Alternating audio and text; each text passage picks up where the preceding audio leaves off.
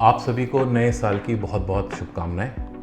अब आप सोच रहे होंगे कि मैं आपको 3 महीने बाद नए साल की शुभकामनाएं क्यों दे रहा हूँ। तो मैं आपको बता दूँ, ये कैलेंडर ईयर की शुभकामनाएं नहीं है, ये एक नए फाइनेंशियल ईयर की शुरुआत की शुभकामनाएं हैं जो आज शुरू हो रहा है। तो जैसे आप सभी 31 दिसंबर को नए साल के स्वागत के लिए बहुत सारी पार्टी करते, खुशियाँ मनाते हैं और कई सारे रिजोल्यूशंस भी लेते हैं, मतलब संकल्प लेते हैं कि हम ये करेंगे, वो करेंगे, वेट लॉस करेंगे या बहुत सारी चीज़ें, और कई लोग भूल भी जाते हैं। बट आज हम बात करने वाले हैं उन फाइनेंशियल रिजोल्यूशंस के बारे में जो बहुत इंपॉर्टेंट है आपके फ्यूचर्स के लिए।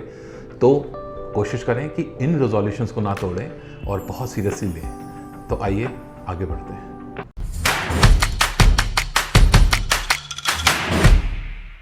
तो जब भी हम रिजोल्यूशंस की बात करते हैं, संकल्पों की बात करते हैं, तो एक्साइटमेंट तो बहुत हो जाता है क्योंकि हम बहुत सारी चीज़ें करना चाहते हैं नए साल की शुरुआत में। और क्योंकि ये फाइनेंशियल ईयर की नई शुरुआत है तो ऑब्वियसली कई सारे फाइनेंशियल रिजोल्यूशंस के बारे में हम बहुत सीरियस हो जाते हैं, एक्साइटेड हो जाते हैं। तो उन्हीं के बारे में फटाफट बात करते हैं और जानते हैं क्या वो टॉप 10 फाइनेंशियल रिजोल्यूशंस हैं। अगर आप इस साल इस नए फाइनेंशियल ईयर में लेंगे तो एक बहुत बेहतर फाइनेंशियल फ्यूचर की तरफ आगे बढ़ेंगे। पहला रिजोल्यूशन है, हमेशा हमेशा अपनी टैक्स प्लानिंग को मार्च के लिए ना छोड़ें, बल्कि उसको अप्रैल से ही प्लान करें। ये आप पहला रिजोल्यूशन लें। क्यों मैं ऐसा बोल रहा हूँ? क्योंकि जब भी आप कोई काम आखिरी के लिए छोड़ देते हैं, जैसे कॉलेज लाइफ में पढ़ाई आखिरी के लिए छोड़ देते थे एग्ज़ाम से एक दिन पहले, वैसे ही टैक्स को ना छोड़ें। क्योंकि ऐसा करने से ना कि आप टैक्स सेविंग्स में चूक सकते हैं, बल्कि आप ऐसे प्रोडक्ट्स में भी ले सकते हैं। जल्दीबाजी में कहीं इन्वेस्टमेंट कर दिया टैक्स सेविंग के लिए, हो सकता है वो प्रोडक्ट आपके लिए अच्छा ना हो, उतना अच्छा साबित ना हो। तो समय रहते ही चीज़ों का प्लान करें और अप्रैल सबसे बेस्ट मंथ है क्योंकि आपको पूरे 12 महीने मिलते हैं अपनी टैक्स प्लानिंग को प्लान करने के लिए। तो पहला रिजोल्यूशन है टैक्स प्लानिंग अप्रैल में करें। दूसरा रिजोल्यूशन हमारा है अपनी स्पेंडिंग हैबिट्स को चेक में लाने के लिए।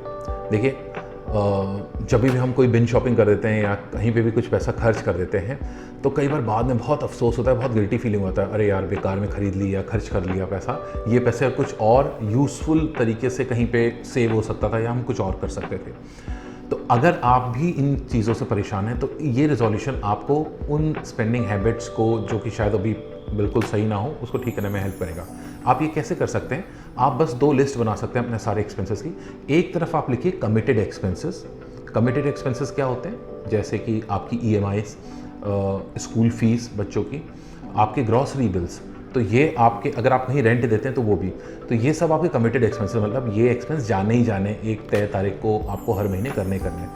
और दूसरी तरफ बनाइए डिस्क्रिशनरी एक्सपेंसेस, मतलब variable expenses, flexible expenses, fun expenses. अब ये एक्सपेंसेस क्या होते हैं? ये एक्सपेंसेस होते हैं कि जब आप बाहर खाना खाने जा रहे हैं या बहुत सारी शॉपिंग कर रहे हैं या आप मूवीज़ देखने जा रहे हैं या आप कोई छुट्टियों पे जा रहे हैं, बहुत सारी चीज़ें जो कि कभी किसी महीने होती हैं, किसी महीने नहीं होती, और कभी कभी ज़रूरत भी नहीं होती तब भी हो जाते हैं, है ना। तो अगर आप ये दोनों चीज़ें बना के रहेंगे तो आपको पता चल जाएगा कि आपका पैसा एक्चुअली में किस तरह आउटफ्लो, कहाँ जा रहा है, कहाँ आपका पैसा आउटफ्लो हो रहा है, और आप उनको आइडेंटिफाई कर पाएंगे, उन एक्सपेंसेस को जो शायद ज़रूरी नहीं है, और आपको पैसा बचा सकते हैं। तो दूसरा रेजोल्यूशन, स्पेंडिंग हैबिट सुधारिए और इस तरीके का डिसिप्लिन लाके अपने गैर ज़रूरी खर्चों को पहचानिए और रोकिए। तो ये तो हमने बात कर ली खर्चे बचाने की, मगर हमारा तीसरा रेजोल्यूशन है इनकम बढ़ाने का। तो इनकम बढ़ाने के बड़े सारे रास्ते होते हैं, बट मैं बात कर रहा हूँ अपनी पैसिव इनकम बढ़ाने के लिए। तो पैसिव इनकम का मतलब क्या होता है बेसिकली? से देखिए, कोई भी ऐसा काम या कोई भी ऐसी जगह से पैसा आना जहां आप एक्टिवली इन्वॉल्व नहीं है, आपका समय नहीं जा रहा उसमें, ना ही आपको किसी भी तरह के एफर्ट्स करने पड़े, कुछ मेहनत करनी पड़ेगी। अभी किस तरह की होती है? जैसे अगर आपकी बहुत सारी FDs रखी हैं, उसमें से इंटरेस्ट आ रहा है, वो एक तरह की पैसिव इनकम है। अगर आपने प्रॉपर्टी बना रखी है, वहाँ से रेंटल इनकम आ रहा है, वो एक बहुत अच्छी पैसिव इनकम है ना। तो ये सारी पैसिव इनकम जहाँ आपको बिल्कुल भी ना समय लगाना पड़ रहा है, ना कोई एफर्ट करना पड़ रहा है। तो पैसिव इनकम अगर आपके पास नहीं है या है अगर कम है तो उस पर काम करिए, उसको ज़रूर बढ़ाइए। अब आप ये कैसे बढ़ा सकते हो? अब आप ये देखो कि क्या ऐसे कोई एसेट्स हैं आपके या कोई प्रॉपर्टीज़ हैं जो आइडल पड़ी हैं, जिनका कोई यूज़ नहीं है। आप अगर उसको कुछ उसमें करके या बेसिक सा रेनोवेशन करके या कुछ बना के अगर उसको रेंट पे चढ़ा सकते हो, वो आप देख सकते हैं। या अगर ऐसे कोई स्टॉक्स पड़े हैं, फंड्स पड़े हैं, ऐसे कोई बॉन्ड्स पड़े हैं जो स्टक्ड हैं, आप सोचते हो कि अरे यार बाद में देखेंगे, बोरिंग काम है, इसको पहले इसको क्लेम करेंगे, ये करेगा, समय जाएगा। अगर ऐसा कुछ है तो समय ज़रूर निकालिए, उस पैसे को क्लेम करिए और उस पैसे को ऐसी जगह इन्वेस्ट करिए, निवेश करिए जहाँ से आपको कुछ रेगुलर इंटरेस्ट आ सके या इनकम आ सके। तो पैसे बनाने का सबसे आसान तरीका ये है, और सिंगल इनकम में डिपेंड होना बिल्कुल भी समझदारी नहीं है। तो जितनी जल्दी हो सके इसके ऊपर काम करिए और एक पैसिव इनकम बनाइए। चौथा हमारा रेजोल्यूशन है हिडन चार्जेस को पहचानने के लिए। कसम खा लीजिए कि हिडन चार्जेस जहाँ जहाँ आपको लग रहे हैं उसको पहचानेंगे और उसको रोकेंगे। सबसे ज़्यादा हिडन चार्जेस कहाँ लग सकते हैं? आपके बैंक स्टेटमेंट में। बैंक्स में हर साल कोई ना कोई रूल्स चेंज होते रहते हैं। आपके डेबिट कार्ड्स में कुछ ना कोई फ़ीस लग सकती है। आप अगर कहीं पे कोई भी आपका एक अकाउंट है जहाँ पे आप मंथली बैलेंस नहीं मेंटेन हो पा रहा है, वहाँ पे चार्जेस लग सकते हैं। एसएमएस के लिए चार्जेस लग सकते हैं, और भी ऐसे कोई कुछ छोटी छोटी चीज़ों से जहाँ के आपको चार्जेस लगेंगे। ये आपके क्रेडिट कार्ड में भी लग सकते हैं। तो इन चार्जेस को पहचानिए और इन छोटे छोटे लीक्स को होने से बचाइए। कैसे कर सकते हो आप? अगर आप मंथ में एक हैबिट डाल लें अपने स्टेटमेंट्स को डिटेल में पढ़ने का, ऑब्वियसली आपको हर महीने क्रेडिट कार्ड अगर आप यूज़ करते हैं उसका स्टेटमेंट भी आता है, और बैंक अकाउंट से आपको बैंक स्टेटमेंट्स भी आते हैं। अगर आप एक दिन डिसिप्लिन से किसी भी संडे बैठ के अगर आधा एक घंटा इसमें लगाएं और अपने स्टेटमेंट्स को डिटेल में पढ़ें, तो आप उन पॉसिबल लीक्स को पहचान सकते हैं जो शायद आपके अकाउंट में भी लग रहे हो या आपके क्रेडिट कार्ड में लग रहे हो या इस तरह के किसी सिमिलर सेटअप में लग रहे हो। तो उसको पहचानिए और उन लीक्स को रोकिए, है ना। तो जितना भी मतलब जैसे वो कहावत है ना, a penny saved is a penny earned. तो पैसे बचाइए, एक तरीके से उन्हीं पैसे को कमाइए। पांचवा रेजोल्यूशन है हमारा क्रेडिट स्कोर के बारे में, मतलब सिबिल स्कोर। ये फ्रेंड्स बहुत इंपॉर्टेंट स्कोर है, क्योंकि इसकी इंपॉर्टेंस ना ही सिर्फ आपकी प्रेजेंट लाइफ में बल्कि आपकी फ्यूचर में भी हो सकती है। हो सकता है कि शायद अभी आपको लोन्स की ज़रूरत ना हो और आप सब कुछ हंकी डोरी चल रहा हो, बट अगर आपको फ्यूचर में लोन की ज़रूरत पड़े, जैसे आप कहीं प्रॉपर्टी ले रहे हैं, आपको होम लोन की ज़रूरत पड़े, या आपको कोई पर्सनल लोन की ज़रूरत पड़े, या मे बी एजुकेशन लोन आपके लिए या आपके किड्स के लिए आपको ज़रूरत पड़े, तो एक अच्छा सिबिल स्कोर ना कि आपको लोन फटाफट दिलाता है, बल्कि आपको जो रेट ऑफ इंटरेस्ट लगता है वो भी बहुत कम लगता है। और कई जगह आपको वीज़ा में और बहुत सारे कभी जॉब ऑफर्स में भी बड़ा फ़र्क पड़ता है। और अगर आप और इसके बारे में डिटेल में जानना चाहते हैं तो मैंने एक सिबिल स्कोर के ऊपर वीडियो बनाया, आप इस वीडियो को चेकआउट करें और आपको और डिटेल्स मिलेंगी। तो अपना सिबिल स्कोर ज़रूर अच्छा मेंटेन करें और कोशिश करें कि इसको ज़्यादा से ज़्यादा बेटर बनाएं, है ना। तो ये हमारा रहा बड़ा important fifth resolution. Sixth resolution है हमारा इमरजेंसी फ़ंड के बारे में। ये फ्रेंड्स इतनी ज़रूरी चीज़ है, मतलब पिछले 2 साल में हम सब ने देखा है कि पैंडेमिक ने कितनी परेशानी लाई सबके लिए, है ना। लोग सोचते थे कि उनकी जॉब बहुत सेफ़ है। फॉर एग्जांपल होटल इंडस्ट्री वालों को लगता था कि होटल्स कब बंद होंगे। भाई होटल तो दिवाली होली कभी नहीं बंद होते, राइड्स में बंद नहीं होते, कभी भी होटल बंद नहीं हुए। बट पैंडेमिक आया, कई होटल्स हमेशा के लिए बंद हो गए, बहुत हज़ारों लोग की नौकरियाँ गई और आज भी कई लोग 50% सैलरीज में काम कर रहे हैं। अनदर सेट ऑफ एग्जाम्पल, कई लोग को लगा कि भाई रेंटल इनकम कभी नहीं बंद हो सकती, उनकी प्रॉपर्टीज़ है, रेंट तो हमेशा ही आएगा, ये तो एवरग्रीन इनकम है। रेंटल आना बंद हो गया क्योंकि जो रेंट दे रहे थे, बेशक वो आपको शॉप पे रेंट दे रहे हो आपकी शॉप पे, या घर में रेसिडेंशियल पे रेंट दे रहे हो, सब बंद हो गया क्योंकि उनकी इनकम बंद हो गई। और कई लोग को लगता था उनके बिजनेसेस बहुत एवरग्रीन है, मतलब कभी भी उनके बिजनेसेस में कोई आँच नहीं आ सकती। ऐसे बिजनेसेस में भी बड़ी सारी परेशानी। कई बिजनेसेस, फॉर एग्जांपल अगर बोलूँ तो पेट्रोल पंप, अगर कोई पेट्रोल पंप का मालिक है उसको लगता था पेट्रोल और डीजल तो बेचता ही रहेगा, बट गाड़ियाँ ही चलनी बंद हो गई लॉकडाउन में, तो आमदनी एकदम घट गई। हमें इस चीज़ से क्या सीख मिली कि कोई भी जॉब हो, बिजनेस हो या किसी तरह की और इनकम हो, वो 100% कुछ भी सेफ नहीं है। तो अगर कभी भी आपकी इनकम में डिस्टर्बेंस आए और आपको अपने इमरजेंसी फंड ना मेंटेन किया हो जो आपकी ज़रूरत की खर्चों को पूरा करे, तो आपके लिए बड़ी परेशानी का परेशानी का कारण बन सकता है। तो एक अच्छा इमरजेंसी फंड ज़रूर बनाएं, और कितना बनाएं, एटलीस्ट कोशिश करें 6 महीने से 9 महीने, मे बी 12 महीने का अपना जो भी आपका कमिटेड एक्सपेंसेस है उसके बराबर का इमरजेंसी फ़ंड बनाएं।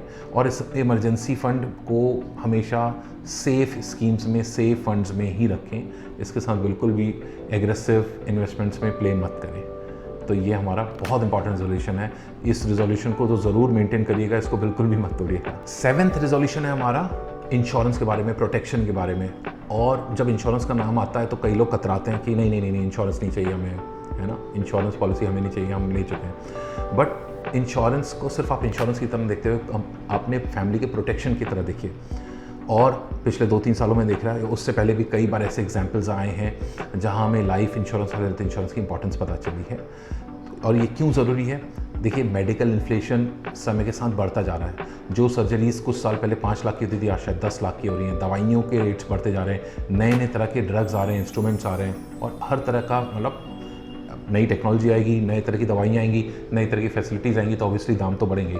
तो आपको ये देखना है कि क्या आपका कवर जो आपने इंश्योरेंस ले रखा है क्या वो काफ़ी होगा उन तरह के खर्चों को मेंटेन करने के लिए, उन खर्चों को पूरा करने के लिए। अगर नहीं है तो अपने इंश्योरेंस कवर, बेशक वो हेल्थ हो या लाइफ हो, उसको बार बार अपडेट करते रहें, है ना। तो स्पेशली अपने हेल्थ इंश्योरेंस को उसको अपग्रेड करते रहें। अगर आपके 5 लाख है, आप देखिए उसको 10-15 लाख कर सकते हैं, या अगर 15-20 लाख है उसको 20-25 लाख कर सकते हैं।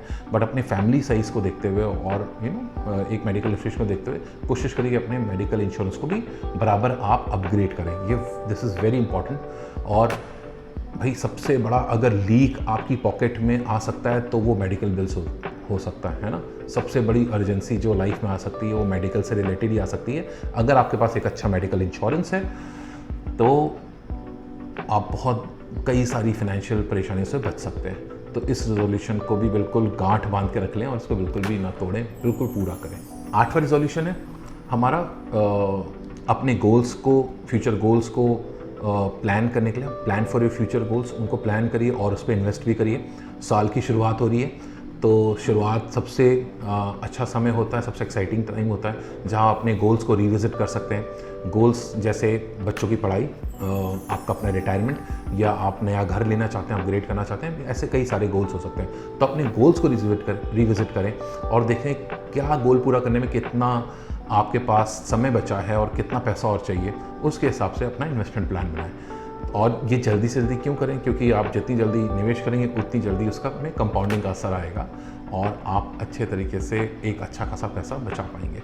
तो आज ही अपने गोल्स के बारे में प्रिपेयर करें और प्लान करें और बेसिस, उस प्लान के बेसिस पे ही इन्वेस्टमेंट करें। 9th रेजोल्यूशन है एसेट एलोकेशन के बारे में। और जब हम एसेट एलोकेशन की बात करते हैं उसका मतलब ये होता है कि आप अपना पैसा हर जगह थोड़ा थोड़ा थोड़ा करके बैलेंस तरीके से इन्वेस्ट करें, निवेश करें। जैसे कि बहुत फेमस सेइंग है वॉरेन बुफे की, don't put all your eggs in one basket, जिसका मतलब है कि सारा पैसा एक जगह ना रखें, ये बहुत रिस्की हो सकता है। तो इसी पे चलते हुए बहुत सारा पैसा किसी एक जगह पे ना रखें। ना बहुत ज़्यादा पैसा शेयर बाज़ार में लगाएं, ना बहुत ज़्यादा पैसा गोल्ड में लगाएं, ना बहुत ज़्यादा पैसा एफडीज़ में रखें, ना ही सब कुछ अपना रियल एस्टेट में डाल दें। अगर आप ऐसा करते हैं तो होता क्या है कि अगर मान लीजिए वो पर्टिकुलर एसेट क्लास या वो प्रोडक्ट अच्छा परफॉर्म नहीं करता 5-10 साल तक, या वो मार्केट 5-10 साल तक अच्छा परफॉर्म नहीं करता, तो ना कि आपके पैसे में नुकसान होता है बल्कि आपकी दूसरे एसेट क्लासेस में जो रिटर्न आ सकता था आप उस अपॉर्चुनिटी को भी खो देते हैं। तो ये बहुत डबल नुकसान हो जाता है, डबल लॉस हो जाता है। आप इससे कैसे बच सकते हैं? आप इससे ऐसे बच सकते हैं कि अगर आप एक बैलेंस्ड एसेट एलोकेशन बनाते हैं, हर जगह अपना थोड़ा थोड़ा पैसा रखते हैं, तो ना ही आपको एक कंसिस्टेंट रिटर्न्स मिलेंगे बट आपका रिस्क डाइवर्सिफिकेशन भी जाएगा, आपका रिस्क भी बहुत कम हो जाएगा, है ना। कि मान लीजिए आप कभी कोई चीज़ चल रही है तो कोई चीज़ नहीं चल रही तो कोई चीज़ चल रही, फिर वाइस वर्सा। तो it is a very good strategy. और अगर आपको कंसिस्टेंट रिटर्न चाहिए तो एसेट एलोकेशन उसका बेस्ट उपाय है। लास्ट रेजोल्यूशन, ये बहुत इंटरेस्टिंग रेजोल्यूशन है और मुझे लगता है कि आपको करने में मज़ा आएगा और ये करना भी चाहिए। इसमें मैं बात करूँगा कि अपने फैमिली में जो यंग एडल्ट्स हैं या टीनेजर्स हैं उनको अपना फाइनेंशियल एक्सपीरियंस ज़रूर शेयर करें। तो उनको किसी तरह की फाइनेंशियल लिटरेसी आप प्रेजेंट करें। आप कैसे कर सकते हैं? मतलब अगर आज आपने अपनी फैमिली में देखा होगा कि टीनेजर्स हैं या यंग एडल्ट्स हैं, नॉर्मली दे आर क्लूलेस, उनको मालूम नहीं होता कि फिनेंस होता क्या है, इन्वेस्टमेंट्स क्या होते हैं, या कैसे कैसे क्या करना है, जो कि आप शायद काफ़ी सालों से करते आ रहे हैं, समझ रहे हैं, तो आप उसमें बहुत बेहतर हैं। और प्रॉब्लम की बात क्या है कि स्कूल्स में इस तरह का कोई सब्जेक्ट नहीं होता जहाँ पे बच्चों को बताया जाए कि जिसमें मनी के बारे में, मनी मैनेजमेंट के बारे में पढ़ाया जाए। तो आपको ही वो टीचर बनना है।